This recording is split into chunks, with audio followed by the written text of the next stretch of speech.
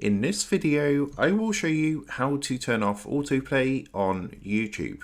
So let's jump straight into it. So in order to do this, as you can see, we're currently here on youtube.com. So the first thing you're going to want to do is just go ahead and play any video. So here we are. As you can see, I've currently got one of my videos playing. Now the first thing you're going to want to do is actually just pause the video. And when you pause the video, you're going to get some options come up underneath the video. Now, if you look towards the right, just underneath the video, you've got these different icons down here. And what you're going to want to do is locate this one here. So this is the switch for autoplay. As you can see, when we hover over this icon, it says autoplay is on. All you need to do is simply click onto this switch and it's going to say autoplay is off. So when we now play this video, what's going to happen? It's going to play to the end of the video, but it's not going to play another video afterwards. And that's basically what the autoplay feature does. So that's how to turn autoplay off on YouTube. With that being said, I hope this quick tutorial did help you out today. And if this did help you out, I would really appreciate it if you was to consider dropping down below the video,